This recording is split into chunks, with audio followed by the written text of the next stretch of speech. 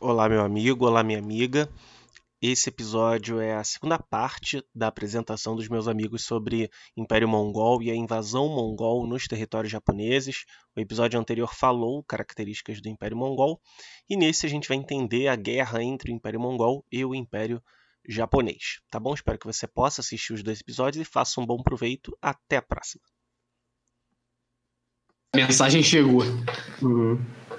Tá, peraí que eu tô botando aqui na Pode ir que eu já tenho uma pergunta, começa aí. Tá. Antes do João começar, eu vou fazer uma introdução aqui pro pessoal, tá? Tá. Fala pessoal, beleza? Você está aqui no podcast do Vitor, melhor podcast de assuntos culturais, de estudo, de produtividade, leitura. Hoje a gente está com dois convidados muito especiais, o João Vitor. E aí, João, beleza, cara?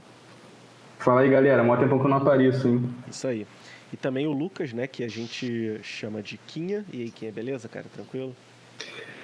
Tudo tranquilo? Fala aí, galera. Bom dia, boa noite, boa tarde. A gente tá aqui para dar mais uma aula, né? De graça aí para vocês e espero que vocês curtam. Exatamente. Pra fazer as pessoas perderem amigos, ficarem mais inteligentes e perderem amigos. Isso aí. A gente sabe que sempre quando eu chamo um dos dois é pra gente falar de história, né? E a gente tem vários episódios sobre história aqui no meu podcast. E esse episódio vai ser mais especificamente sobre as invasões mongóis e todos os fatos relacionados a esses eventos. E lembrando, você pode estar ouvindo pelo Spotify, pelo Apple, seja qual plataforma for, beleza, você vai conseguir entender até certo ponto, mas a experiência completa, com apresentação de slides, imagens e tudo mais, vai estar no YouTube. Então, se possível, assista, né, a aula, né, que vai ser uma verdadeira aula mesmo, pelo YouTube para você ter a experiência completa. Então, dito isso, eu já dou a deixa para o João começar e pode ficar à vontade aí, João. Primeiro eu queria perguntar pra você por que você pediu pra eu fazer esse vídeo no teu canal? Porque de inúmeros assuntos, né, que eu poderia falar sobre a história do Japão, você nunca falou nada. E tipo, quando a gente falou sobre as invasões mongóis lá no outro canal, você se interessou. Por quê? Cara, eu não sei, você falou acho que era a abertura de um anime, né? É um encerramento. Para quem não sabe, né, pessoal, a gente tem um podcast sobre anime, jogo, que é o A Sociedade, né? Não é só um podcast, é um canal com vídeos também. Tem review e tudo mais. E aí, pô, eu achei interessante esse episódio, aí vamos falar sobre esse episódio um dia lá no podcast, mas, sei lá, acho que foi porque você falou especificamente, né? Nada impede da gente falar de ter um quadro só sobre a história do Japão pra entreter aí a galera, também é uma possibilidade. Entendi. Então, partindo quando quiser, à vontade. Tá. Quinha, qual era a pergunta que você ia fazer? Então posso começar com a minha pergunta? Aham. Ok, então, porque tá nessa imagem, essa primeira imagem aqui de apresentação, né? E pra gente que estuda história, né, a gente vê que é muito importante você analisar a imagem minuciosamente, que ela conta muita coisa, às vezes até mais do que um texto. Então a gente pode ver aqui, por exemplo, ali do lado do Japão, né, que seria o lado direito da imagem, a gente vê uns soldados samurais com a armadura vermelha, isso provavelmente significa alguma coisa. Tem um estandarte com um símbolo também, com certeza significa outra coisa. A diferença dos mongóis para os soldados japoneses. E a gente sabe que os soldados mongóis eram muito dependentes do cavalo, eles utilizavam muitos cavalos. E tá sendo retratado aqui nessa imagem. Mas eles realmente invadiram a cavalo, mesmo vindo de barco? Então, mais pra frente a gente fala disso então, senão vai dar spoiler. Ok. Aí, uma Então, coisa interessante é Vai, fala aí. a gente nem começou o assunto, mas já estamos abrindo aí perguntas. Mas, enfim, teve uma época que eu estava pesquisando muito sobre alquimia, né? E aí eu não sei como, eu achei o e-mail do dono da Associação Americana de Alquimia. E eu mandei uma pergunta pro cara, né? O cara é dos Estados Unidos. E ele me respondeu. E ele falou, cara, se você quer aprender sobre alquimia, não é tanto quais livros, é como você interpreta as imagens. E aí me lembrou bastante o Quinha falando disso, de avaliar as imagens, porque na alquimia, pra gente entender mesmo, a gente tem que entender o simbolismo das imagens. Isso aí é muito legal. É a Muito bom. iconografia, né, Kim? Eu queria até ser melhor nisso, porque acho até por eu ser desatento, eu deixo muita coisa passar, mas eu queria melhorar nisso. É uma coisa muito interessante. Tem, por exemplo, quem estuda história da arte, por exemplo, pega coisas numa imagem que você, tipo, nunca imaginar que aquela coisinha ali, aquele detalhezinho significasse tanto. Mas... Cara, mas nessa apresentação aqui, eu coloquei um Emaki Monô, que eu vou falar mais sobre o que é mais pra frente, que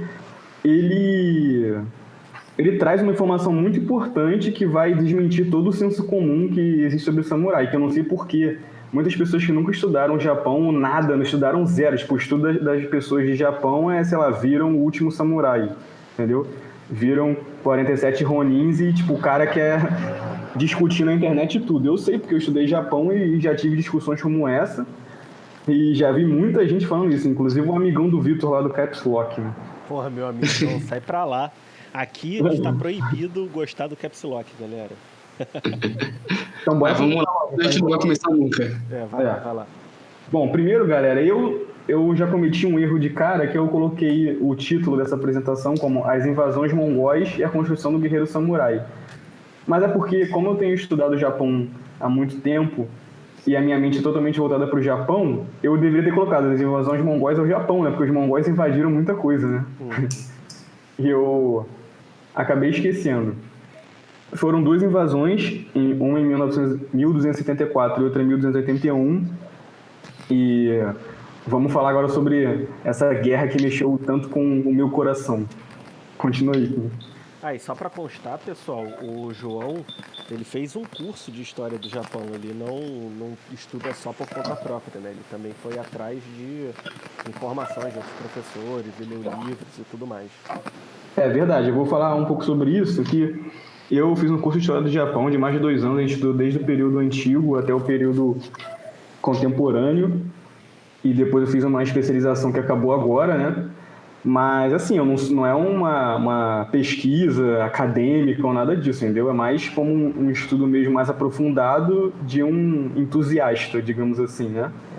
Então, se tiver alguém aí com uma informação diferente ou alguma fonte, pode colocar nos comentários, que comigo é de boa, não tem briga, não estou dizendo aqui que é verdade absoluta, pode aparecer um chato aí, né? Sabe como é que é, né? É mais um estudo baseado no que eu tive no curso, nos livros que eu li e outras informações que eu pesquisei. Inclusive, muito do que está nesse slide são de anotações minhas durante as aulas, né? Até o título foi o título que eu coloquei na matéria no caderno. Eu nem lembro se o professor usou mesmo esse título quando foi dessa matéria, mas eu achei bonito, né? Sim. As invasões mongóis e a construção do guerreiro samurai. Ficou bonito, né? Sim. Boa. Então, vamos lá. Começando falando sobre as principais fontes primárias, né? São fontes, relatos de pessoas envolvidas na guerra direta ou indiretamente, que da onde saíram as principais informações que a gente tem hoje sobre as invasões mongóis. O que, cara, como a gente estuda história, você tem que analisar quem escreveu a fonte, os motivos que ele teve para escrever, etc. Porque as pessoas que não estudam, acredito que a gente está falando aqui para pessoas que não estudam história, tipo assim, não é porque está num livro que é verdade, ou está num livro que aquilo aconteceu daquela forma, etc, né? Sempre tem visões, etc. Eu vou falar um pouco sobre cada uma dessas fontes. A primeira, que eu vou colocar, tem até umas imagens nos slides, é o Moko Shurai Ekotoba, que é um Emaki Monô. Um Emaki Monô é um pergaminho que ele é muito longo, você vai desenrolando ele, vai aparecendo imagens e escrita também, né? É até tipo assim, a origem do mangá, sabe? Tem imagem, tem escrita, mas vocês vão ver nas imagens mais pra frente que a escrita, ela não está, tipo, descrevendo a imagem, porque a gente tem aqui acho que no Ocidente tem esse costume, né? De quando tem uma imagem, algum texto, esse texto está falando sobre a imagem. No Emaki Monô, não. Tem uma imagem, aí você vai para a esquerda. Tem texto, o texto é tipo assim, a continuação da história. Vocês entenderam? Sim. Aí depois tem mais uma imagem, mais texto, por aí vai. Esse Moko Shurai Ekotoba foi produzido pelo samurai Takezaki Suenaga, que é um dos samurais mais famosos, não mais famosos na época, mas um dos que a gente mais tem notícias hoje, né? Por conta, obviamente, desse pergaminho. que ele participou das invasões mongóis. Ele até era meio trapalhão. Tem uma história lá que ele esqueceu o capacete, ele colocou uma meia no lugar do capacete, entrou no barco, e a história dele é bem louca. Mas, depois das invasões, ele mandou produzir esse pergaminho, não foi ele que fez, obviamente, não se sabe o autor, né, mas foi a mando dele. E o objetivo dele era entreter as pessoas com uma história mesmo, por isso que eu até disse que o mangá tem origem nesse Uzumaki Mono, e exaltação de valores. Então ele coloca lá, aí o Takezaki Suenaga foi lá e tipo, matou 3 mongóis, entendeu? Um exemplo, sabe? Não é exatamente o que está escrito, que eu nunca li, né? Uhum. Mas é um exemplo das coisas que está escrito. O Takezaki Suenaga foi lá e tacou fogo no barco, tá entendendo? Sim. Com esse objetivo que ele produziu esse pergaminho. E uma coisa muito importante desse Makimono é que ele retrata o uso primário do arco e flecha do samurai, que todo mundo liga o samurai à espada, né? Uhum. A gente que estuda já sabe que a espada vem num período posterior e o uso dela passa a ser, como posso dizer, passa a ser o uso básico do samurai da espada mais pra frente, mas durante centenas de anos a principal arma do samurai foi o arco e flecha. E isso é retratado nesse pergaminho. Passa aí. Deixa eu só fazer uma observação sobre esse último tópico aí, sobre o arco e flecha. Uhum. Que faz até mais sentido, não só os japoneses, mas em todo mundo, nessa época, né? Uhum. Usarem o arco e flecha, porque é uma arma que te dá mais distância, mais segurança para você batalhar. Tanto que, não sei se vai fazer sentido, mas hoje em dia as pessoas usam armas, que seria uma evolução do arco e flecha, não a espada que, sabe, não foi a espada que evoluiu, e sim uma arma à distância. Sim, é verdade. E por último, aqui nessa primeira imagem, né, voltar rapidinho, que você pode ver os japoneses, poucos dele, na verdade só um, você consegue ver como espada. O resto todos estão com arco e flecha, com uma lança, que é outro tipo de arma que dá uma distância e uma segurança a mais, né, pro guerreiro. Isso aí, e o que tá com a espada tinha uso secundário. Uhum. Que eu vou falar mais sobre isso mais pra frente. Nessa imagem, que é uma imagem diretamente do Mokushurai Kotoba, você pode ver que os samurais estão todos com arco e flecha apontando, entendeu? Sim. E a cavalo, né? E a cavalo, isso aí. Pode passar? Pode. Mais uma imagem de lá, esse slide eu dei frente porque acontece na segunda invasão, mas é mais uma imagem que tem nesse pergaminho. Mas passa que mais pra frente eu vou falar especificamente sobre esse combate. Ok. Beleza. Então, a outra fonte é o Hachiman Gudokun. O Hachiman é um kami que é relacionado à guerra no Japão. Essa foto aí que eu coloquei para ilustrar o Hachiman. E esse compilado de textos, ele fala sobre, tipo assim, os feitos divinos do Hachiman, entendeu? Então fala, o Hachiman, na batalha de não sei o quê, ele mandou uma flecha de fogo, coisas assim, sabe? Uhum. Os samurais rezaram pro Hachiman e venceram a batalha, etc. E numa dessas histórias, eles falam sobre a invasão mongol, mas é sempre com, assim, um aspecto de mitologia, entendeu? E que nem na Ilíada, né, Vitor? Também existem esse tipo de coisa. Não, e até, por exemplo, se eu não me engano, na biografia do Alexandre o Grande, tinha esses feitos, né? Até no Antigo Testamento, que tem a guerra do povo judeu com os outros povos, tem esses relatos de tipo, Deus agindo e tudo mais, né? Então, meio que parece que é uma constante, né, dos povos antigos. Isso. Saudade dessa época, né? Saudade do que não vivemos ainda.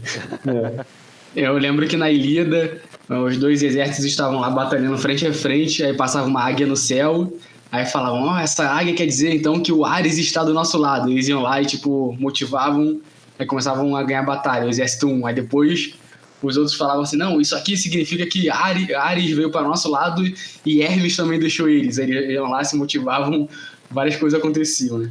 Os registros de guerra japoneses são todos assim.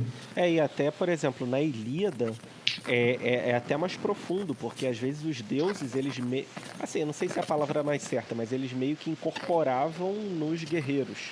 E aí aquele guerreiro ficava inspirado pelo deus e se tornava muito mais forte.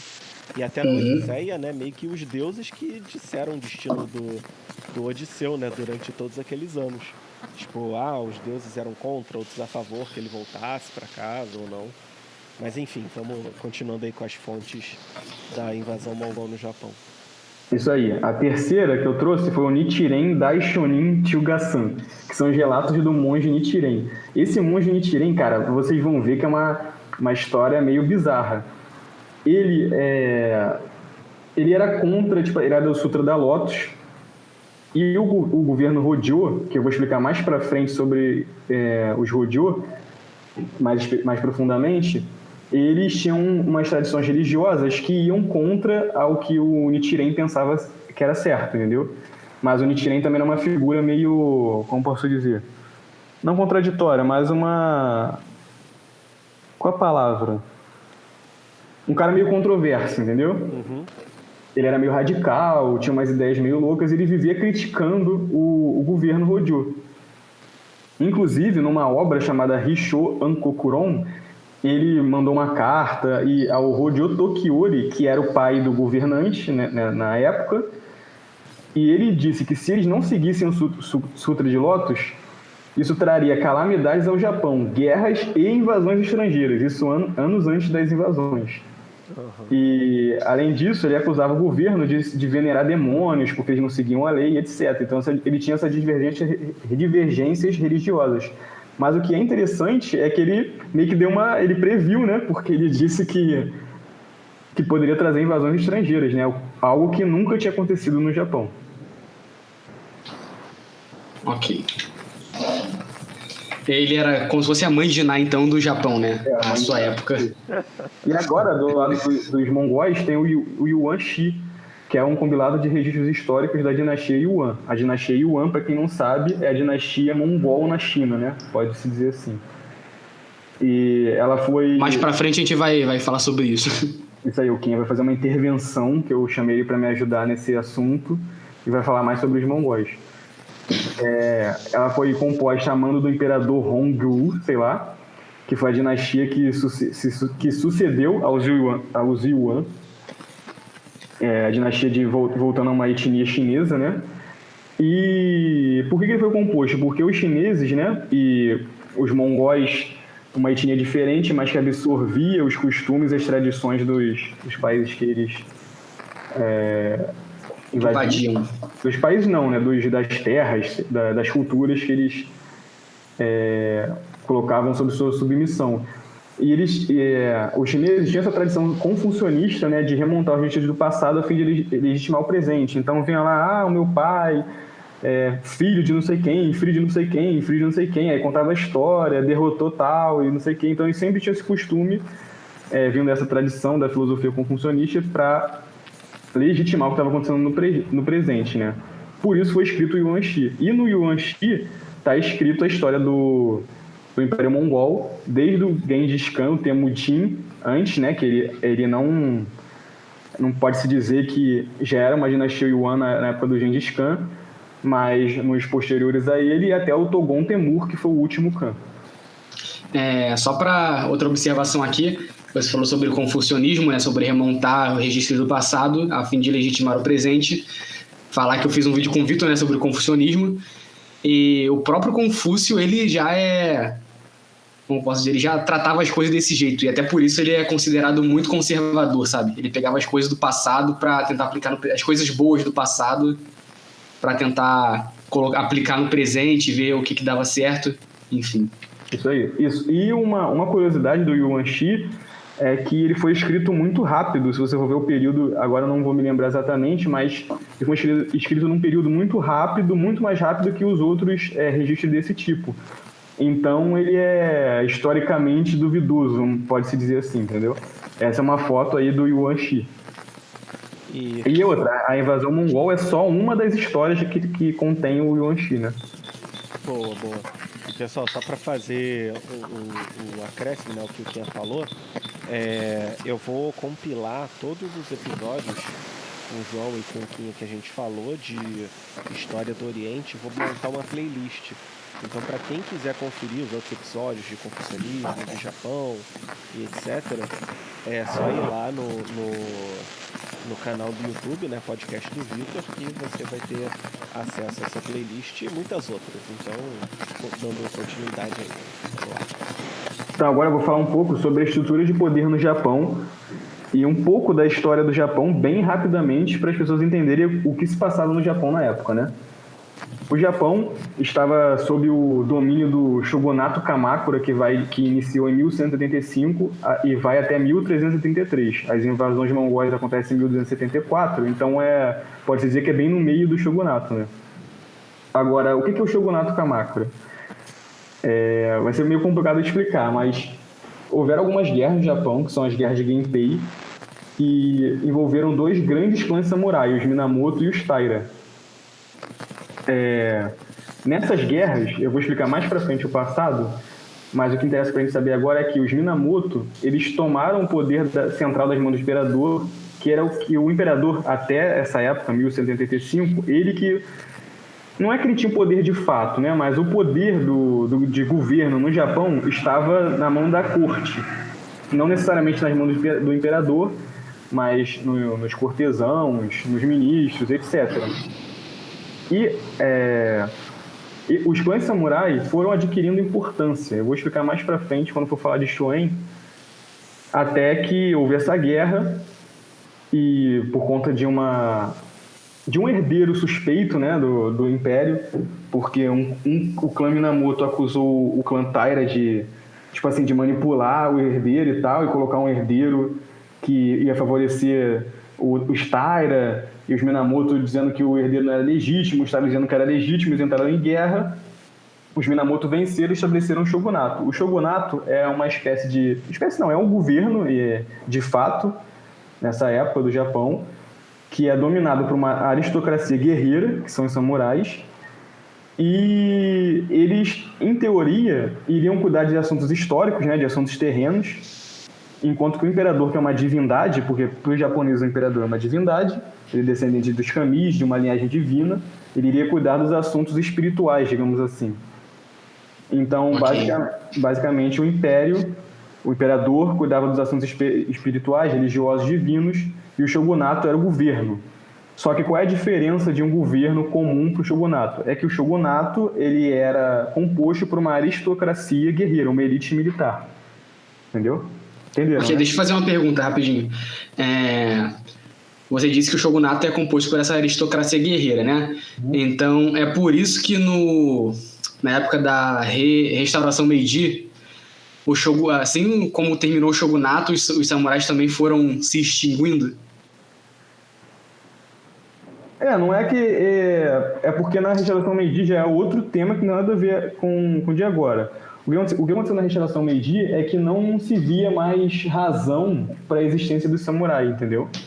Eles meio que causaram... Até naquela parte, a gente foi numa palestra lá com o embaixador japonês, e ele usou isso como exemplo, que os samurais geravam um custo muito grande e tinham uma utilidade muito pequena para o Japão naquele período. Era uma coisa antiga já, uma coisa, sabe, que não havia mais razão. Obsoleta. Obsoleta. E além disso, tinham muitos outros problemas, mas se a gente for falar disso, vai ficar 1 hora aqui. Ok. E pode ir. Daria para fazer uma analogia dessa divisão com a separação entre igreja e Estado no Ocidente, que aconteceu depois, ou não? Cara, eu acredito que na visão do ocidental é isso mesmo, entendeu? Beleza. Mas na visão do samurai, do japonês naquela época, eu acho que estava mais pra, tipo assim, o imperador não é nem digno de cuidar de assuntos administrativos e burocráticos, entendeu? Sim. Não é essa parada de Estado laico. Entendi. Entendeu? Na verdade, não é nem o imperador que não é digno, a burocracia que não é digna de ser tomada conta do imperador. Isso aí. Então, depois do shogunato ter se estabelecido após essas guerras de Genpei, 3 Minamoto governaram como shogun. E a gente chama de shogun porque é uma forma mais fácil e mais tranquila de se falar, né? Mas o título correto é Seitai Shogun. Shogun sozinho significa general, entendeu? Seitai Shogun significa, tipo assim, é o general que derrotou os bárbaros do norte. É algo desse sentido. E eu vou explicar mais pra frente por que o general que derrotou os Bárbaros do Norte tem a ver com esse título. Mas o que interessa pra gente agora é que três Minamoto governam e, através de conspirações e acordos políticos, os Hojo, que é um outro clã, né, que é um clã que estava sempre ali aliado aos Minamoto, assume como Shiken. O que é o Shiken? Basicamente, a mesma coisa que que o shogunato, a relação do shogunato com o império, com o imperador, é a do Shiken com o shogun. O Shiken, ele assume o poder no lugar do shogun, entendeu? Aham. Tipo assim, o shogun, ele tem o título o direito, né, de ser o shogun, de ser o governante, mas ele cede isso para um Shiken por inúmeras razões. Por exemplo, o shogun é criança e não está preparado, então assume um Shiken, é uma espécie de regente, Aham. entendeu? É como se fosse uma hierarquia. Uma hierarquia? Como assim? O Shiken vem abaixo do Shogun. Não é que ele vem abaixo, né? Assim, na prática ele vem acima, né? Porque ele tá mandando no Shogun. O Shogun acaba sendo uma marionete do Shiken, entendeu? Então, na teoria, ele seria meio que um regente que tapa buraco, mas na prática eles acabaram se tornando mais importantes que o Shogun. Isso aí. Tá. Beleza. Exatamente isso aí. Então, por inúmeras razões. Por exemplo, o Shogun criança, ou então, o Shiken, o Hojo, conseguiu fazer uma manipulação para uma mulher do clã Hojo se casar com o Shogun. E através disso, o pai dessa mulher, um exemplo que eu tô dando, né? O pai dessa mulher ele é bem mais velho, bem mais experiente, então ele vai manipulando o Shogun, que às vezes, sei lá, tem 20 anos, é um garoto juvenil, entendeu? Ou então o Shogun é burro. Até, inclusive, na restauração Meiji, que o Ken citou, lá no final, o penúltimo Shogun tinha 14 anos, entendeu?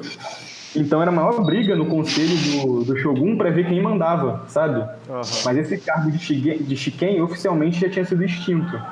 Mas é algo tradicional no Japão. Como vocês viram, aconteceu com o Império, acontecia com o Shogunato também. É tradicional o governante oficial ser uma marionete ou alguém sem força política e ter vários cobrões em volta dele, entendeu? Então, se em algum momento o Shiken fosse o título do governante, provavelmente o Shiken se tornaria um cargo meio que para fazer nome e teriam outros caras que seriam um outro cargo, né? Aí não sei, cara, mas o que acontece é porque o Shiken, ele não seria respeitado pelas outras pessoas, entendeu? Que é no sistema lá que eu vou explicar mais pra frente, tipo, todo mundo deve lealdade ao Shogun, entendeu? Então, o Shiken, ele está lá sob o desejo do Shogun, entendeu? É tipo, vou usar um exemplo bobo, né? Mas é tipo o Hokage e tem aqueles conselheiros, tipo Danzou, que... mais ou menos isso, entendeu? Entendi. Mais ou menos isso. E o Shogun nessa época era o Shiken nessa época era o Hojo Tokimune. Aí eu fiz essa grande ilustração para vocês entenderem. O imperador era o Kameyama Tenno, que ele cuidava dos templos e da religião, de ações espirituais, como eu expliquei anteriormente. O Shogun era o Minamoto Koreyasu, do clã Minamoto, e era um títere, uma marionete do Shiken. E o Shiken, que era o Hojo Tokimune, esse que mandava no Japão, entendeu? Ele tinha poder administrativo e militar de fato. Pode passar aqui. Essa é uma ilustração aí das mais tradicionais do Minamoto no Yoritomo, que foi o primeiro Shogun, talvez aí o samurai mais importante. E essa outra ilustração do Hojo Tokimune, né? Eu trouxe só para vocês ficarem na cabeça como é que ele poderia ser. Não tem foto, obviamente, né? Agora o Kinha vai fazer a grande intervenção dele. Então, né, o meu irmão tava... Calma aí, corta aí que tá dando retorno. Tá, deixa eu só ver aqui em qual momento que foi. Deixa eu ver se ainda tá dando. Não, parou. Tá, 28h40, beleza. Tá, quando faz o 3, 2, 1 aí pra retomar. Deixa eu só anotar aqui.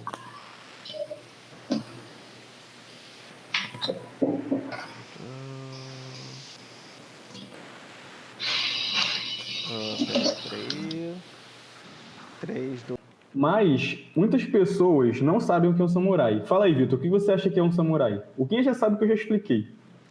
Na verdade você já me explicou, mas eu esqueci, né? Então, como leigo do trio aqui, se eu não me engano, era uma espécie de guerreiro que tinha um caráter mais, não divino, mas um caráter mais importante, assim, tipo de nobreza, alguma coisa assim. Mas eu acho que tô errado. Mas enfim, fala aí.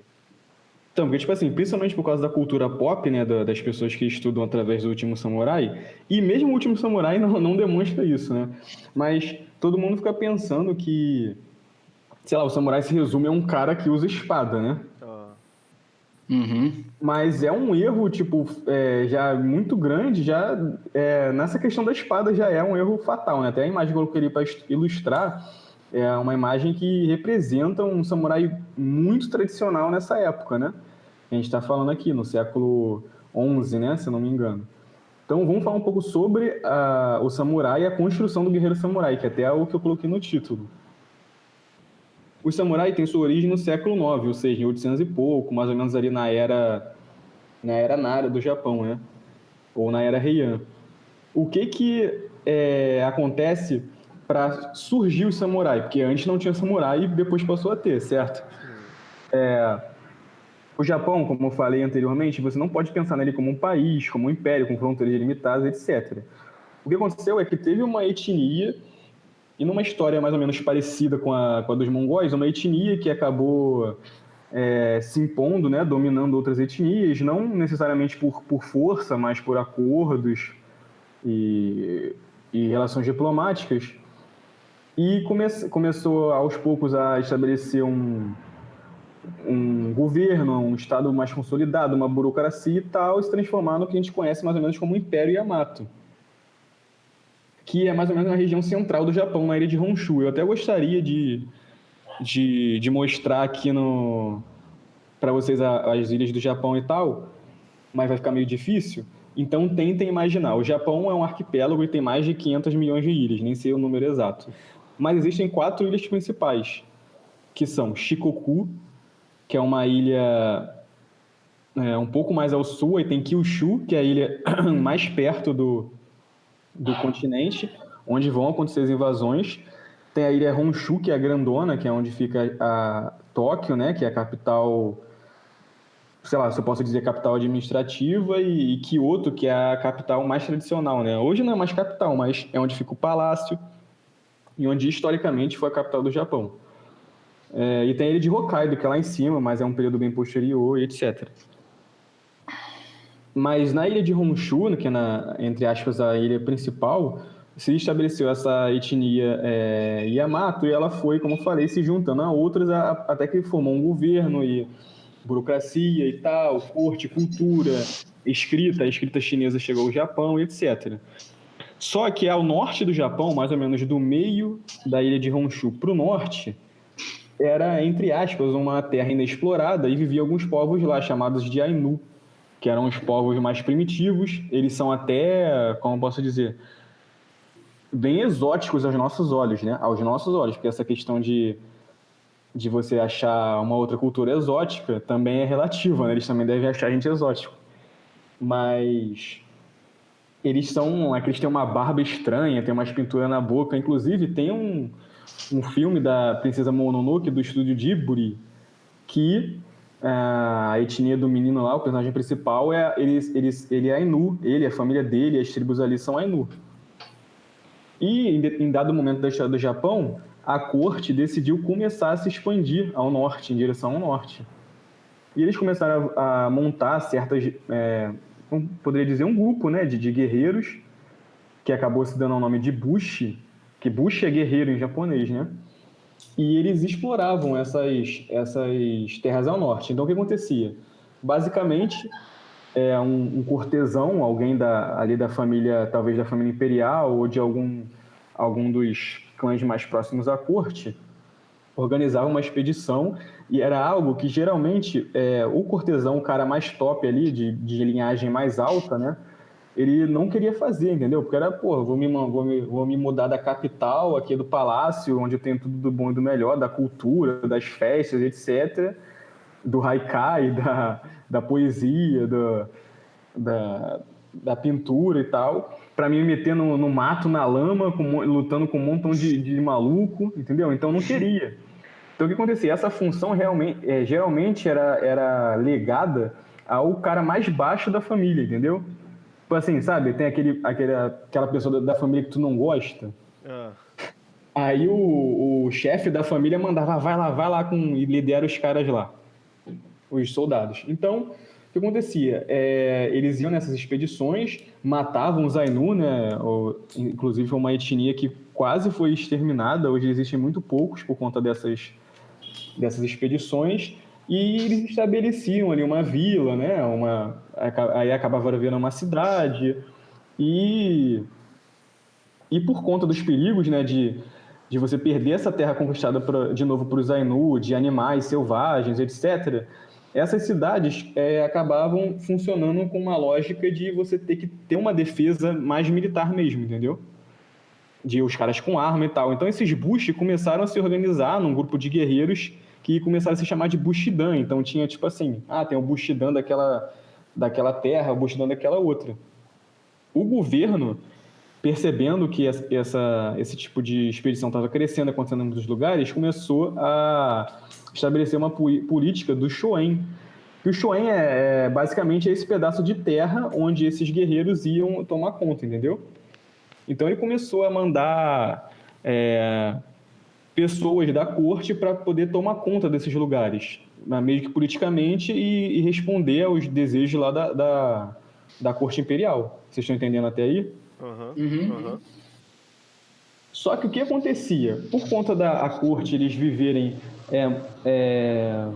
muito isolados, muito só ligados aos interesses deles mesmos, sabe? Era tipo a Globo, tá entendendo? Eles viviam fora do mundo real, entendeu? Sim. A realidade do Shoen era outra. E o líder do Shoen, muitas vezes, agora eu não lembro se o nome exato era Shiki ou Kokushi, que era o nome do líder do Shoen. De cada Shoen, eram vários Shoen ao longo do norte do Japão e até no sul. Basicamente, qualquer terra inexplorada estava aparecendo pessoas para explorar, entendeu?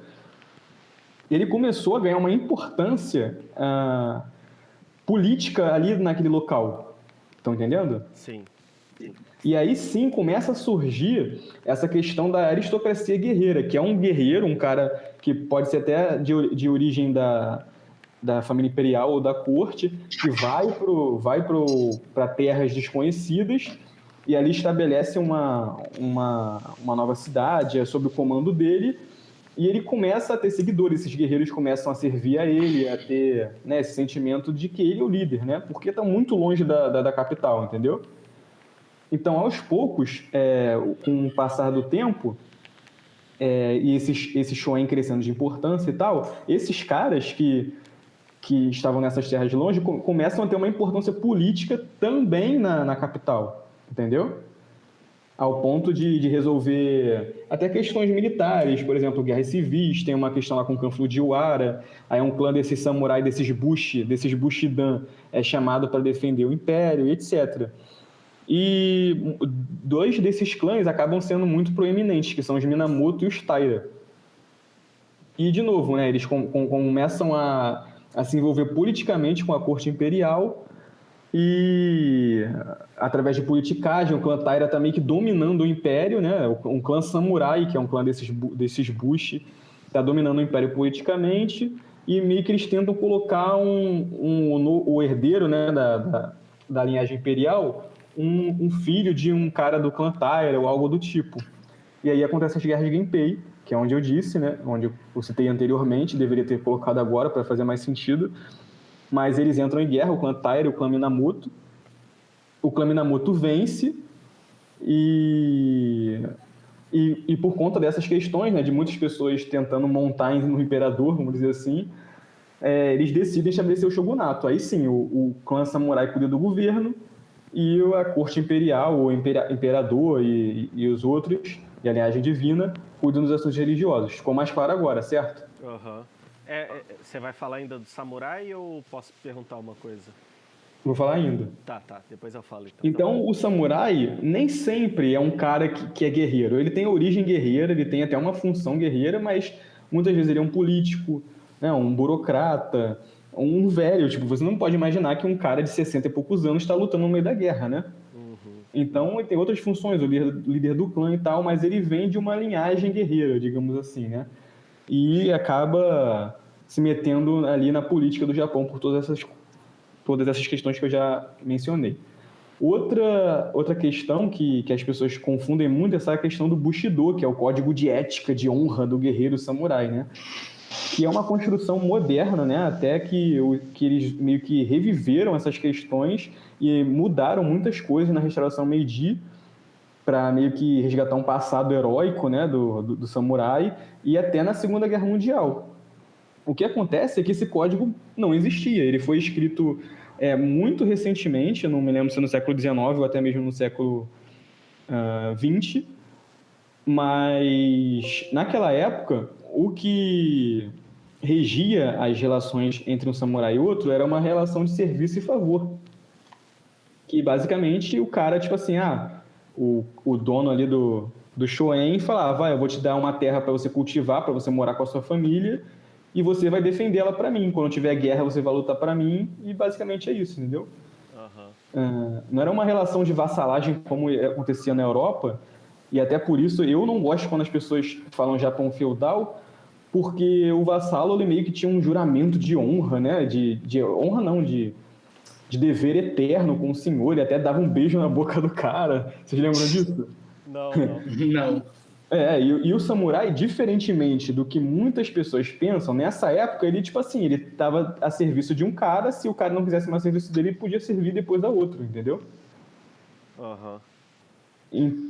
E a questão final do erro, né, que as pessoas comentam sobre os samurais é a espada. A espada era relegada a um uso secundário, ela apenas era usada na prática do buntori, que eu vou falar mais pra frente, que é o buntori.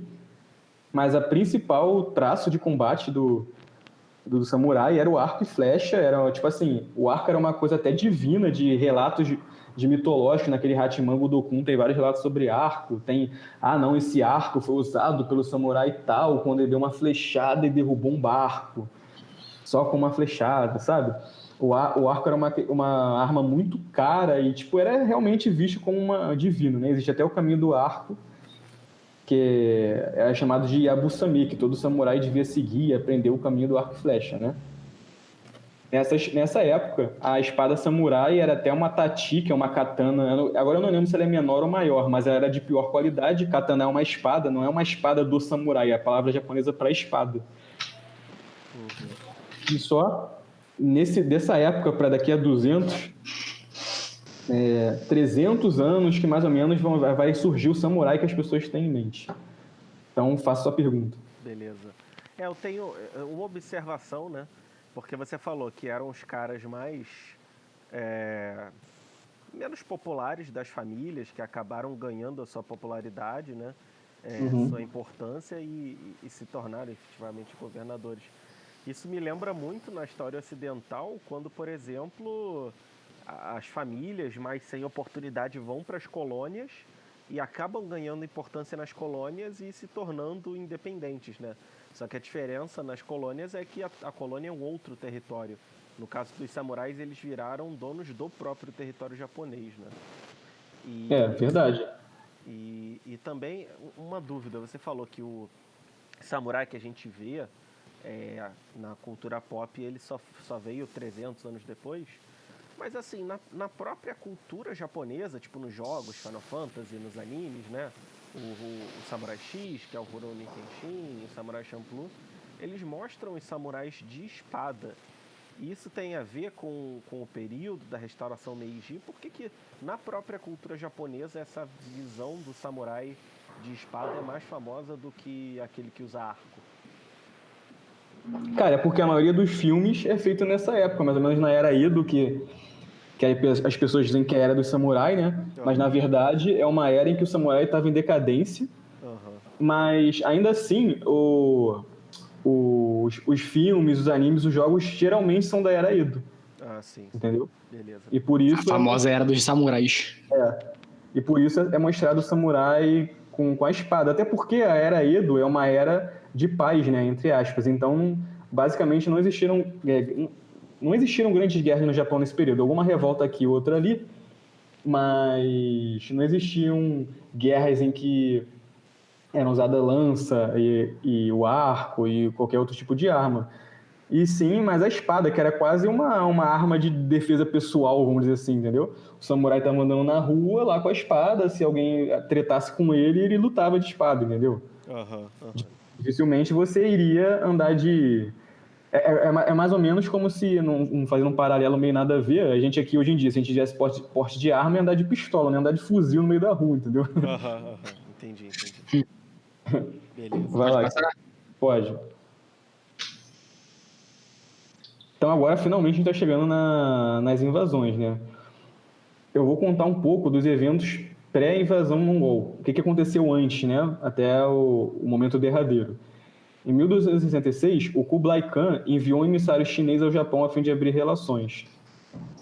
Após pouco tempo no Japão, o emissário passa a ver os japoneses como bárbaros violentos.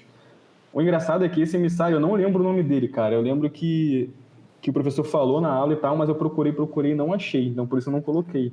Era um cara chinês também, não é? Era Zhang alguma coisa, Zong, sei lá. Eu sei que ele foi lá para mando do Kublai Khan para, entre aspas, os dois reinos, dois impérios virarem amigos, aliados. Mas os mongóis sempre tinham uma postura meio que ameaçadora, né? A questão é que, quando esse emissário chegou no Japão, ele gostou do que viu. Achou o Japão um país amistoso, amigável e tal. Só que ele ficou no Japão muito tempo esperando a resposta do governo, do Shiken, à carta dos mongóis. E os japoneses, tradicionalmente, tem até no livro Gaijin, do James Cleveland, que eles sempre, em negociações, eles enrolam a pessoa e nunca dão resposta, né? Não sei se isso é assim nas relações do cotidiano, mas nessas relações diplomáticas, pelo menos antigamente era. Até que esse cara começa a ficar de saco cheio. E ele começa a ver vários absurdos, né, aos olhos de um cara da dinastia Yuan que acontece no Japão. Tipo, o samurai passou, se a pessoa não fizer a reverência correta ao samurai, o samurai chega e corta a cabeça do cara e dane-se, sabe? E esse tipo de barbaridade que acontecia naquela época no Japão. E aos olhos, ele ficou, caraca, tá maluco? Esses caras são bárbaros, vão invadir aqui pra quê, sabe qual é? Eles não valem de nada.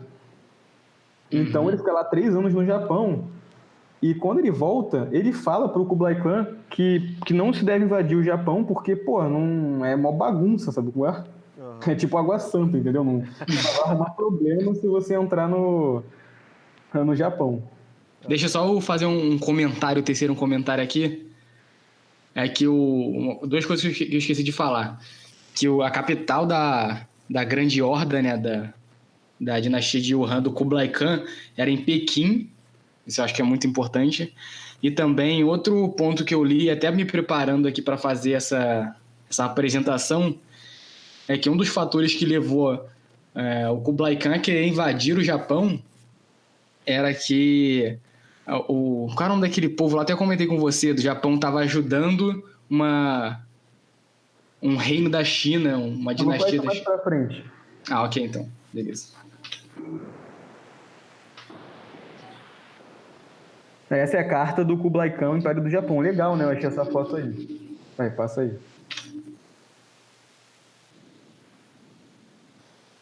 Essa é a tradução da carta em inglês. Eu pensei em fazer em português, mas eu estava de saco cheio.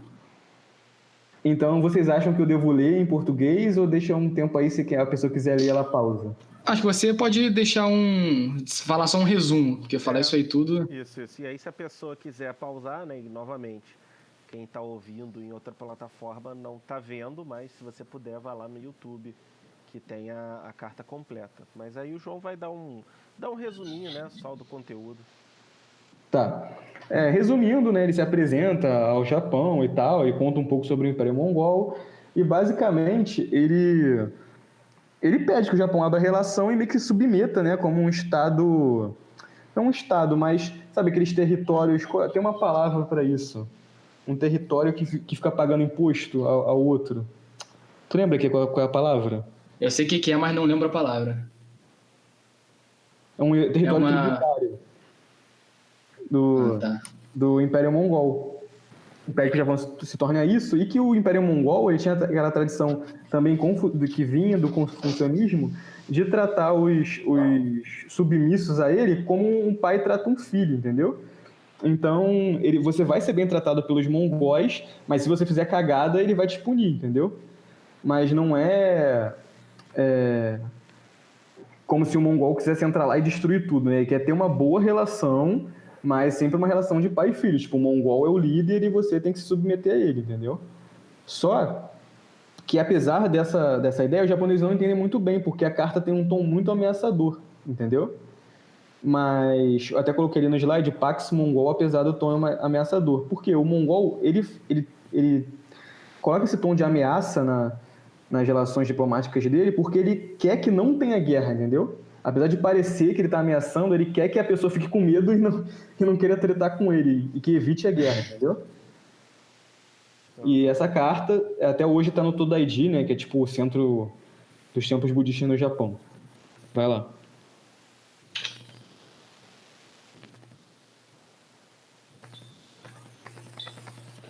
Ninguém sabe, né? Até hoje, ninguém pode afirmar categoricamente por que o Império Mongol e o Kublai Khan invadiram o Japão.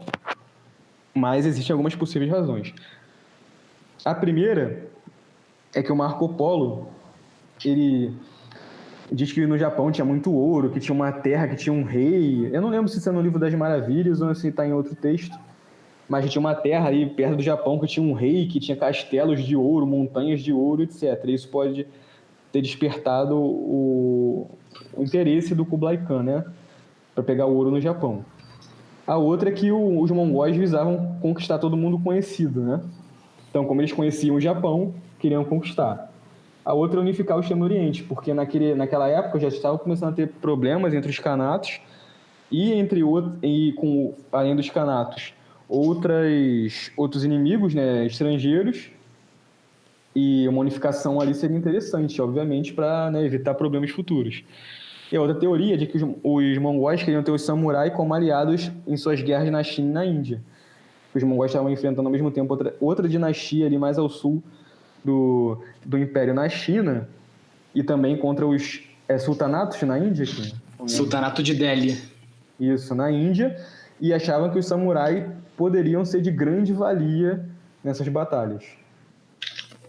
E interessante pensar também que, de repente, pode ter sido mais de um motivo, né? Podem ter sido vários desses, e não só uma motivação. Pode ter sido, mas aí só o Kublai Khan sabe. Isso aí.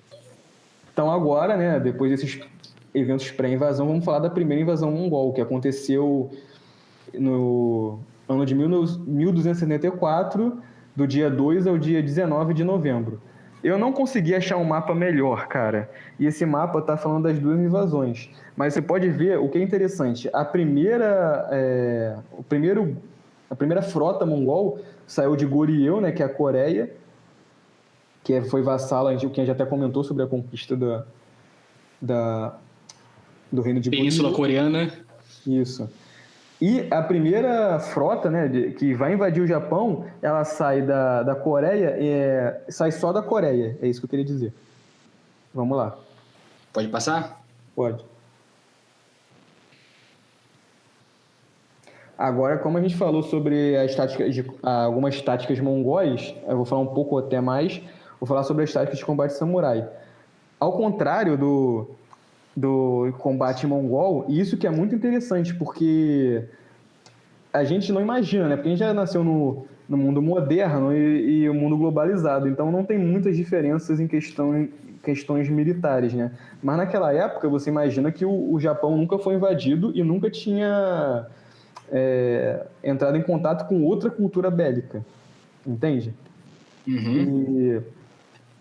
E as características do Japão eram muito próprias, né? E bem diferentes dos mongóis. A primeira diferença, e muito grande, é que o combate dos mongóis, que era coletivo, né? O Ken até falou sobre o sistema decimal, eles tinham unidades de 10, 100, 1000, 10 mil, etc. E todas elas, tipo assim, as táticas eram desenvolvidas num pensamento coletivo. No Japão era individualizado. Então, o Japão, tipo assim, junto o exército, mas as táticas eram pensadas no combate individual mesmo, no sentido até do cara fazer um nanori, que tipo assim, até no jogo Ghost of Tsushima tem isso, e até um costume japonês, não sei se vocês já viram em vários animes, que a pessoa fala, eu sou Yaga Mirai, tu tenho 17 anos, da família não sei o que, ele vai se apresentar e fala isso, já viram? Não lembro, mas faz sentido. Então, e o samurai, ele, antes do combate, ele falava, eu sou Takezaki Soenaga, do clã Soenaga, aí contava os feitos dele, isso nos registros, né? Mas a gente imagina que seja muito difícil, no meio da batalha, o cara falar tanto. Mas antes de entrar efetivamente no combate, ele pelo menos falava o nome e o clã dele e partia em direção ao seu inimigo, né? Além disso, como o combate no Japão nessa época era restrito ao samurai, não tinha um exército de larga escala, né? Isso, era uma coisa mais elitizada, então o combate era menor, né? Era mais restrito, tinham poucos mesmo pessoas combatendo, até tinha algumas pessoas que ajudavam o samurai, né? A batalha, que não necessariamente era samurai, ou talvez até um samurai de mais baixo escalão, mas enquanto os mongóis se envolviam em batalhas de milhares e milhares, os samurai eram batalhas menores, né? Outra questão da arquearia montada, que é o combate de arco, né, em cima do cavalo. Tinha o buntori, que após as batalhas os japoneses cortavam a cabeça dos inimigos e levavam para o senhor para receber a recompensa, entendeu? Então, o uso da espada era basicamente nesse sentido. Era usado para cortar a cabeça dos inimigos caídos. Aí ele levava lá no senhor e falava, eu matei 10 caras aqui, tá aqui as cabeças deles para provar. Aí o cara dava lá o dinheiro, dava a terra, sei lá, a recompensa que o cara ia dar para ele. O combate do Japão era planejado dentro de vales cônicos, porque o Japão é um país muito montanhoso. Ao contrário dos mongóis que vieram das estepes, né, que eram planícies muito extensas, o Japão é montanha para tudo que é lado. Então o combate era sempre pensado e executado nos vales, né, entre as montanhas. Então você pode imaginar já que é um espaço bem menor, né, do que os mongóis estão habituados a combater. A outra questão é a busca de glória individual no combate. Que o mongol estava preocupado, né, na luta pelo Império e pelo Grande Khan. E o japonês, o samurai, estava preocupado em, tipo assim, eu quero entrar para a história, sabe qual é? Eu quero conquistar muita recompensa e tal. Então ele não tinha... O mongol até tinha um sentimento de unidade, né, de um povo bem maior do que o japonês nessa época. Principalmente porque as batalhas japonesas eram tipo assim, clã contra clã e etc. Nesse caso, foi realmente os japoneses, né, contra uma invasão estrangeira, né? Inclusive, dá até para citar novamente a Ilíada, porque na Ilíada você vê durante as batalhas que é narrada a vida do guerreiro, a vida do pai dele e a vida do avô dele, e sempre falando como eles morreram, né? Então, por exemplo, Ulisses dá uma espadada e mata o guerreiro tal, que é um guerreiro importante por causa disso, e era filho do guerreiro tal que morreu assim, e neto do guerreiro tal que morreu assado. Porque no caso até dos gregos e dessa cultura ao redor, a forma como você morreu fazia parte da sua honra, né? Então esse negócio de glórias no combate tem até uma proximidade, né, de certa forma com o que era pensado ali pelos gregos, né? Bem interessante ver isso. Isso aí, o Nanori era mais ou menos isso. Agora, vou falar um pouco sobre isso, sobre as táticas de combate mongol, porque a gente já falou muito, né? Mas eles tinham uma visão coletiva, como eu já citei. Eles tinham formações de falange, né? De falange, além do combate nos cavalos, os mongóis tinham uma diversidade, né, de elementos no combate. E a falange é aquela parada meio 300 de Esparta, né? Tipo assim, todo mundo com escudo um do lado do outro, entendeu? E eu vou dar um exemplo para vocês entenderem melhor essa questão de combate individualizado e do combate coletivo. Imagina a falange, né, com vários soldados de escudo numa linha de frente e atrás vários arqueiros. Os arqueiros mongóis atiram a flecha para o alto para cair uma chuva de flechas lá na frente, seja em quem Deus quiser, entenderam? Uhum. Ou seja, eles atacam ali o território, atacam a posição inimiga, a unidade inimiga. Já o japonês, o samurai, ele ataca a pessoa, entenderam? Aham. Sim. Ele dá uma flechada mirando diretamente o inimigo. Entenderam agora, né? Sim. Aham. Tradição de cavalaria das estepes, que a gente já falou, o exército multiétnico disciplinar, porque os mongóis, a gente fala mongóis, mas tinha mongol, tinha chinês, tinha coreano, tinha outras etnias chinesas, tinha gente de tudo que é lugar nos exércitos mongóis. E até porque a Mongólia até hoje, apesar de ser um país bem grande, tipo, acho que não tem nem 5 milhões de habitantes. Então não tem como um império tão extenso ter sempre 200 mil no exército, 300 mil pessoas. Então, obviamente, seria um exército multiétnico, até dos estados, né? Cliente não, dos estados que Cliente. eles dominaram. Clientes? É boa, isso aí. É isso que eu tava procurando. Dos estados clientes que eles pediam como se fosse como cobrança ajuda no exército, né? Ajuda militar. Isso aí. E multidisciplinar, porque eles aprendiam várias técnicas de combate e aquelas que eles julgavam interessantes absorviam. Os mongóis usavam pólvora, né? Aquelas bombas de Tetsuhal. E outra coisa muito interessante é que os mongóis eles usavam tambores e gongos para coordenação de batalha. Então, os movimentos de batalha eram coordenados pelos sons. E isso vai causar uma treta no Japão. Vai, continue. Essa é a prática do buntori, tá vendo? O cara cortou a cabeça lá com a espada. Uma imagem aí do guerreiro mongol. E agora vamos para a invasão de Tsushima e Iki. Pode passar aqui. Tsushima é uma ilha pequena entre o continente e o Japão. E até hoje tem o jogo Ghost of Tsushima, né? Que é o fantasma de Tsushima, que é onde os mongóis chegaram primeiro. Uma coisa muito interessante, porque eu gosto muito disso, cara, é que nos relatos de batalha consta que eles tinham só 80 samurais, entendeu? E é difícil saber a força mongol, mas, tipo assim, vai de 5 mil, tem uns que é de 5 mil, outros é 20 mil, outros é 50 mil, entendeu? Mas o fato é que tinham muito menos samurais do que mongóis. E os caras meio que resistiram bravamente, né? Claro que os mongóis devastaram a ilha, mas ficou pra história, né? Tem até um anime Angomós, que eu falo lá naquele vídeo na sociedade do encerramento. Tem o jogo Ghost of Tsushima, que ele retrata, obviamente, com alguns clichês, né, de samurai, mas ele conta bem essa história de Tsushima. Então vamos lá. A batalha na costa de Komoda, volta aí, Kim. Com 80 samurais. Tinha os servos, né, também do samurai ajudando. Os relatos estão no Soshikofu, que é o registro do clã So, que é o clã o principal clã da ilha de Tsushima. Após a batalha, os mongóis firmam base em Tsushima e atacam Iki 11 dias depois. Iki, que é uma outra ilha, mais perto do Japão. Vai aqui. Mais perto do Japão não, mais perto das ilhas principais, né, do Japão. Tsushima era uma ilhazinha que tinha ali, né? Que tá naquele outro mapa. Essa é a batalha de Komoda, tá vendo os samurais ali poucos, né? E a frota mongol chegando arregaçando com tudo. Imagina isso, hein? A batalha em Iki, né? Já 11 dias depois.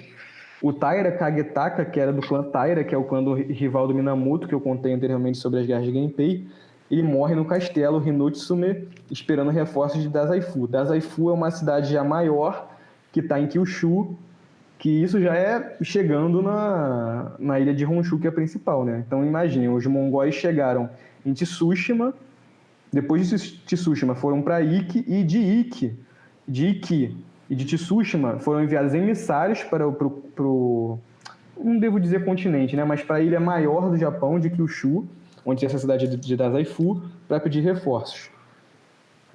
Sosu Kenuki, né? Kenuki, que é o cara lá do clã So de Tsushima, e o Taira enviaram emissários avisando Dazaifu do perigo.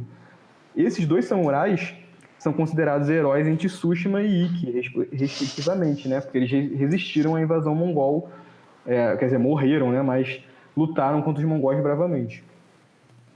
E nessas ilhas, como eram ilhas muito pequenas e muito longe da capital, né? Nem sei se o Império nem ligava para essa ilha, né? O Shiken, então, mais longe ainda, porque a capital ali em Kyoto e o shogunato em Kamakura, mais longe ainda de Kyoto. Então, provavelmente esses caras foram invadidos, morreram e o Shiken só foi saber, né, vários dias depois. Pode passar. Aí é uma imagem da Baía de Hakata, que já é na ilha de Kyushu, uma ilha já das 4 principais do Japão, onde após Tsushima e Iki, os mongóis foi o próximo alvo dos mongóis. Vai aqui.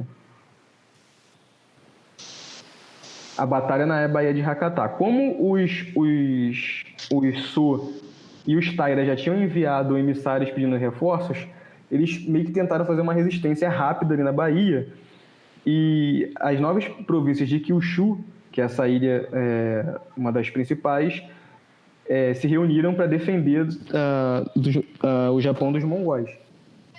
Então, a defesa na Bahia por 9 províncias de Kyushu, lideradas por Shone, Tsunetsugu e Shimazu Hisatsune. Esse clã Shimazu é um dos clãs mais famosos do Japão, vem até recentemente na restauração Meiji. Se bobear, tem até hoje aí o líder do clã Shimazu. Tá na máfia lá, qual é o nome daquele grupo? Yakuza. Os mongóis emitiam sons de batalha perturbadores, pólvora, bombas, tambores e gongos aterrorizando o samurai. Então, tipo assim, os samurais nunca tinham visto isso, né? Nem ouvido sons desse tipo. Então, imagina a primeira vez que uma pessoa vê uma bomba, né? A gente fica aqui com esses não vou nem falar o que eu ia falar, esses caras de moto na rua, tacando bombinho, caraca, e dá vontade de dar um tiro, imagina, nessa época que ninguém, né, nunca tinha visto coisas desse tipo. E os tambores, né, tem até relatos que parecia que era uma tempestade, um trovão gigantesco, né, dos mongóis chegando pro ataque. O George Sampson, que é um dos principais historiadores de Japão, ele tem até 3 livros que é a história do Japão do início até a restauração Meiji, eu até tenho lá em casa. Ele reporta no livro dele que a invasão consistia em 23 mil mongóis, chineses e coreanos, né? Mas, como eu falei, tem fonte que diz que é 5 mil, tem fonte que diz que é 30, 10, 50, então é difícil, né? Mas esse cara, ele é confiável. Os samurais vão recuando em Dazaifu, a batalha na praia, eles vão perdendo e vão resistindo e recuando, até que eles param numa fortificação de modelo coreano. Eu tive isso na aula, mas eu não consegui achar uma imagem dessa fortificação, infelizmente. Mas é uma curiosidade. Passa aí. A vitória no dia 19 de novembro. O Shoni Kagesuke acerta uma flecha no general Liu Fuxiang, que é o cara que estava liderando essa invasão mongol, né, essa investida. E após a morte desse general, agora eu não lembro se ele morreu ou se ele ficou, tipo assim, quase morto, né? Os mongóis meio que ficaram desestruturados, né? Não conseguiram se organizar porque perderam o líder. Já no Yuanxi, que é aquele registro lá da dinastia Yuan, eles registram que os mongóis decidiram recuar, enquanto que nos registros japoneses, eles meio que expulsaram os mongóis, né? Os mongóis, né, relatam que eles estavam em menor número e a principal força estava em guerra contra Song, na China, que é outra dinastia que eu comentei anteriormente ao sul. Então, os maiores números dos mongóis, os principais generais, estavam nessa guerra contra os Song. E eles mandaram um monte de... mandaram uma farândula para invadir o Japão, entendeu? Isso segundo os registros mongóis, né? O Yuanxi também conta que na volta os navios foram pegos por um tornado, o que, entre aspas, teria dizimado a frota. O interessante... Não, sobre os kamikaze, que são esses furacões, eu vou falar mais pra frente, não deixa pra lá.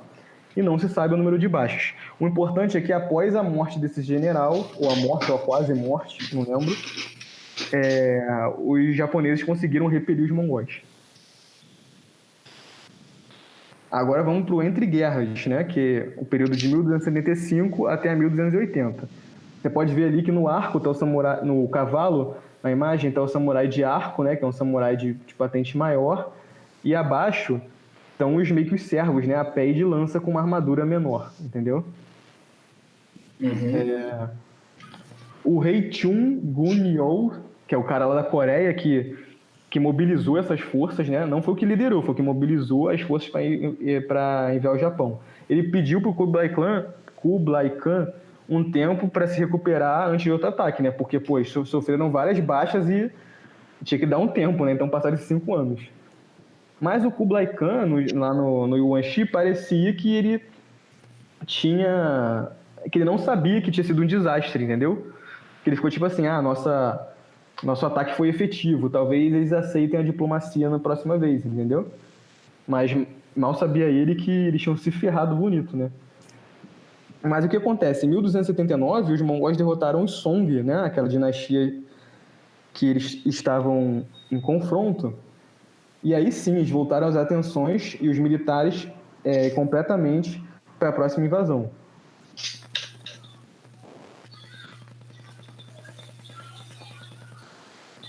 Agora, do lado do Japão, após os mongóis terem saído voados, né, do Japão, terem sido repelidos, o Hojo Tokemuni, que é o Shiken, ele pensou em invadir a Coreia para matar os mongóis lá dentro, entendeu? Mas não aconteceu. Nos relatos japoneses, os mongóis são tratados como invasores bandidos, e até usado o kanji de bandido. É pirata, bandido, alguma coisa assim, entendeu? Como não houveram terras conquistadas, era uma tradição no Japão, após as batalhas, como eu falei para vocês, lembra? Contra os Ainu, os samurais iam lá, guerreavam, lembra disso? Sim. Eles eram recompensados com terras, né? Só que como essa foi uma guerra de defesa, não houve terra conquistada. Então, como que eles iam recompensar os samurais se não tinha terra conquistada para dar, né? Então, isso gerou uma insatisfação já entre os samurais no Japão. Nesse meio tempo, o Kublai também enviou 2 embaixadas para tentar obter a submissão do Japão, de novo. Mas o Shiken manda executar as embaixadas. E as cabeças são 3, se eu não me engano, estão até hoje lá no Japão, desses emissários dessas embaixadas mongóis. E o shogunato proíbe que os Gokenin, que são os samurais ali de um escalão mais alto, né, de Kyushu, errado ali, Kyushu, transitem pelo Japão, porque eles, pensando que os mongóis poderiam invadir de novo, eles não queriam que os samurais saíssem de Kyushu. Então, fica aí esperando, entendeu? Vai, pode passar. Agora, a segunda invasão mongol. Como vocês podem ver, essa ilha aí onde estão as setas vermelhas no Japão, essa é Kyushu. A pequenininha ali é de Tsushima. E à direita é a ilha de Shikoku embaixo, mais ao sul, e ao norte de Honshu, que é a ilha grandona do Japão.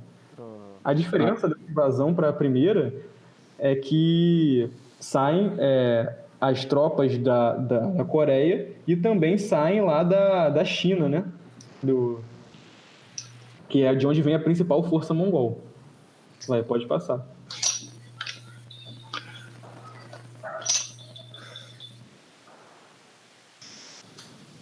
De novo, né, Tsushima e Iki sofrendo.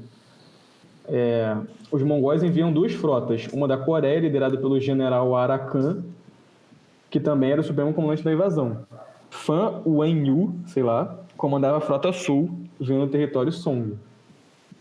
So Moriaki, né, que era o líder do clã So nessa época, já que o outro já tinha morrido, foi derrotado em Tsushima. E o Shoni Suketoki e o Ryuzoji Suketoki foram derrotados em Iki. Eu coloquei isso porque são os samurais mais famosos dessas ilhas, né? Então, depois que alguém quiser pesquisar aí, eu não achei muita coisa sobre eles. Em 23 de junho, a frota da Coreia se divide. E não se sabe por que eles fizeram isso. A frota veio da Coreia, né, invadindo Tsushima e Iki, só que eles se dividiram. Um foi para Nagato, ao som de Honshu, que é a ilha grande, da maior ilha do Japão, e a outra ataca Hakata, que é a mesma baía da primeira invasão, aquela em Dazaifu. Não se sabe por que fizeram isso. Pode passar? Pode.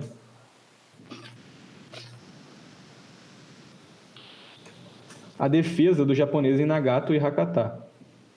O ataque da frota de 300 navios em Nagato deixou Kyoto alerta. Kyoto é a capital imperial. A corte achou que Kyushu tinha sido dominada pelos mongóis, mas os samurais ainda estavam lá resistindo. Já em Hakata, em Kyushu, os mongóis tentaram desembarcar na baía. Os samurai haviam se preparado e construído as Genko-Burui. Agora, vou responder a pergunta que o Quinha fez lá no início. Vai, passa aí. Pode passar essa imagem? Isso. Essas Genko-Burui, cara, é uma coisa genial. Não, deixa na imagem. Ah, tá. É uma espécie de muralha. Não muralha, né? Um muro, né? Mas vocês estão vendo que tem um buraco, tem um muro, tem um buraco, tem um muro. Entenderam, né? E os mongóis, como eles vinham de cavalo, né? Com tudo para invadir, o que até perguntou, né? Se eles atacaram de cavalo. Eles se ferravam com isso. Porque como é que o cavalo ia passar aí? Entendeu? Então, na primeira invasão lá, os samurai, pensaram e desenvolveram essa espécie de fortificação, né? E isso complicou demais a vida dos mongóis. Inclusive, no encerramento daquele anime que eu falei lá no outro vídeo, no clipe da música tem uma garota lá, tipo uma modelo que tá assim visitando Tsushima, que é a ilha lá onde sofreu o primeiro ataque, e ela passa num lugar que tem essas muralhas. Tipo, é muito maneiro, né? Muralhas não, muros. Vai, passa aí.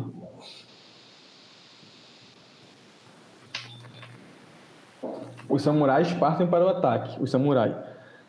Depois de rechaçar os ataques com a Genko-Burui, né, os mongóis ficaram meio sem ter o que fazer. Os samurais foram empurrando os mongóis de volta para a praia e foram atacar eles dentro dos próprios navios. Os samurais usavam barcos, mastros como ponte, né? O mastro do barco, eles iam andando no mastro do barco para subir no barco dos mongóis e matar os mongóis lá dentro. O matê, que é uma lança que tem tipo um gancho, então eles metiam essa lança no navio mongol e iam puxando o barco, entendeu? E alguns iam até nadando. Dentro dos navios, como os mongóis, a arma deles de curto alcance era uma lança, e os samurais tinham a espada Tati, né, que era de menor porte, ficou muito mais fácil, porque imagina só, você num navio com 500 pessoas do teu lado, tu usando uma lança com um cara que tá na tua frente. Tu não consegue, né? Tu nem espaço para poder usar. E os samurais com a espada conseguiram nesse combate mais facilmente derrotar os mongóis. Até em jogo é isso, né? Se você pegar um cara, tipo assim, a lança perde pra espada, né? Tem essas coisas. Até no Fire Emblem, né? Tem o lança perde pra espada, mas ganha de machado. Tipo, tem os tipos de armas, né? Que tem os benefícios. Isso aí. Nessas imagens aí, vocês podem ver que os samurais de arco lutando contra os mongóis na praia, e foi aí que eles foram empurrando e depois foram matar os mongóis lá dentro dos navios. Aí, ó, eles atacando os mongóis lá dentro, tá vendo? Aí, nessa imagem, você pode ver que a maioria, não a maioria, mas vários estão de espada, tá vendo?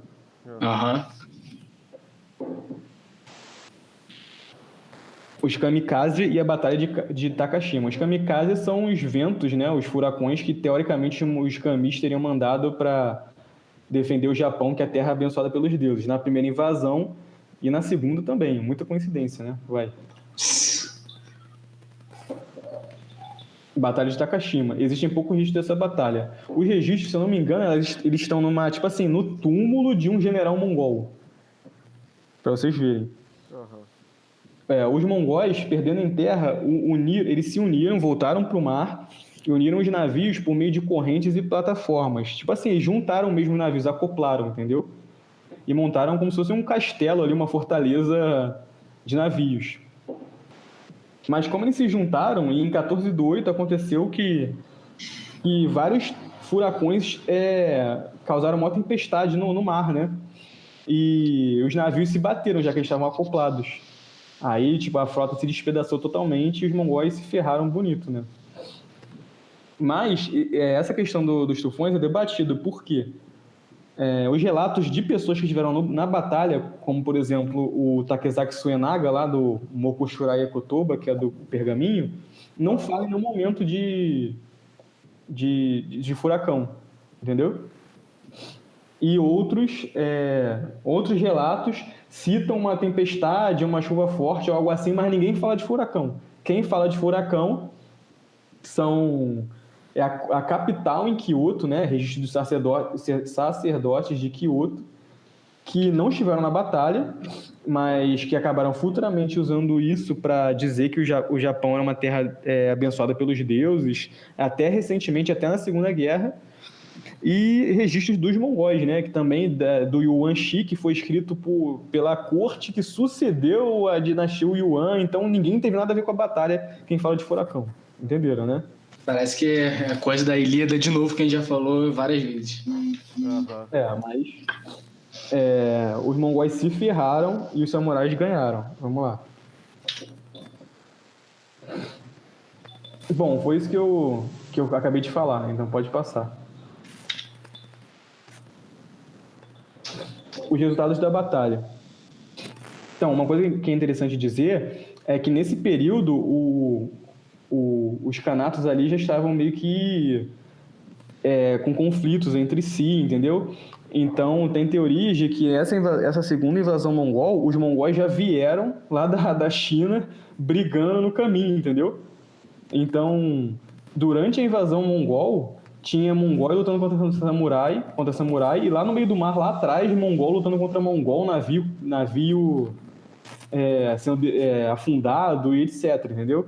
E até por conta disso, aquela questão que eu te falei que a frota se dividiu e não se sabe por quê, uma possível teoria é essa, que tipo, os mongóis, como já estavam brigando entre si, não tinham uma coordenação, né,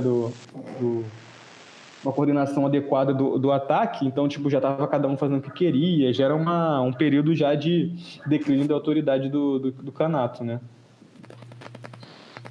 Então agora, os resultados da batalha. O Fan Wenwu, que é o general líder da invasão, voltou para o continente. Os que sobreviveram foram executados ou escravizados no Japão. E os chineses Song foram poupados, porque eram inimigos, né, históricos dos mongóis. O Japão se fortaleceu internamente a ideia de terra dos deuses. Inclusive, esse argumento será usado na Segunda Guerra Mundial. E eu tenho uma história interessante para contar, que até quando eu estava fazendo o curso de História do Japão, tinha uma senhora lá que era japonesa, que quando o professor falou sobre... Não lembro se ele falou exatamente sobre isso, mas essa visão de que os japoneses têm de que eles vêm de uma linhagem divina, ela falou assim, vocês são obviamente em tom de brincadeira, né? Mas é algo que revela um pouco do pensamento deles, né? Vocês aqui vieram da terra. Não tem uma história assim que Adão veio da terra? Não tem isso, Vitor? Do barro. Do barro, isso. Vocês vieram do barro e nós viemos dos deuses. Entendeu? Aham. Vai, passa aí. Agora as consequências, né, pro Japão. Foi a primeira experiência de combate contra inimigos estrangeiros de tradição coletiva. Já falei sobre isso, né? A adição de infantaria leve massiva, que são aqueles arqueiros que eu até falei para vocês, né, que dão entre aspas aquela chuva de flechas, o que posteriormente dá origem aos Ashigaru, que os Ashigaru, ou Ashigaru, são os camponeses que passam a fazer parte, né, dos números de guerra. Porque como a força dos mongóis era massiva, era muito grande, os samurais se viram obrigados a usar os camponeses na batalha, entendeu? Então, e até aprendendo mesmo com os mongóis, o arco, que eu falei anteriormente, uma coisa quase divina, teve que ir para a mão dos camponeses, e isso somando-se ao fato do uso da espada nos barcos mongóis e outras questões que vão aparecer posteriormente, vai dar ao arco esse aspecto de uma arma mais comum, e a espada, sim, vai ganhar essa coisa sagrada, né? Mas isso mais para frente. O uso de camponeses em combates para equiparar aos números enormes dos mongóis. Taiko, que é aquele tambor japonês que a gente vai até em Festival do Japão, tem taiko, né? Aquela coisa maneiríssima que eles aprenderam com os mongóis, né? Não era usado antes. E sons de organização nas atividades de guerra. Por lutarem contra uma invasão, também já comentei sobre isso, não houve terras para distribuição aos guerreiros envolvidos, o que era uma tradição do shogunato. Este fato gerou uma insatisfação muito grande entre os samurais, levando a revoltas que culminarão na queda de Kamakura.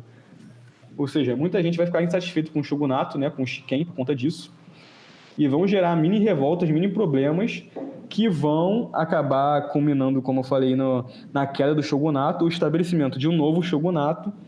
Só que o estabelecimento desse novo shogunato já vai ser problemático e que vai ocasionar o Sengoku Jidai, que é o período talvez mais famoso do Japão, que é o período de guerra total, né?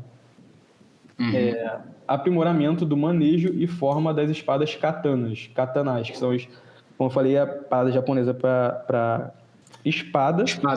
Só que como a espada começou a ter um uso mais importante nas batalhas, ela foi aprimorada, foi melhorada, né? E a profissionalização da infantaria pesada. Ou seja, não só os samurais não andavam mais só de cavalo, né?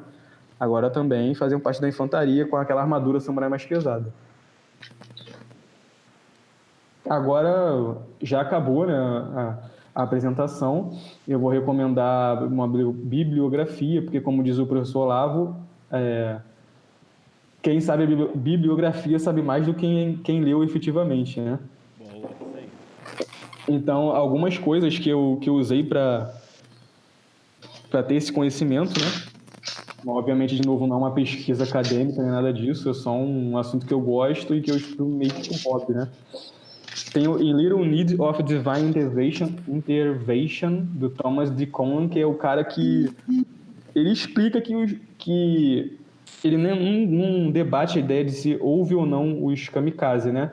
Mas ele defende a teoria de que se aconteceu, se não aconteceu, não fez diferença, que os japoneses se prepararam, aprimoraram suas técnicas de combate e por isso que sim, que eles venceram os mongóis.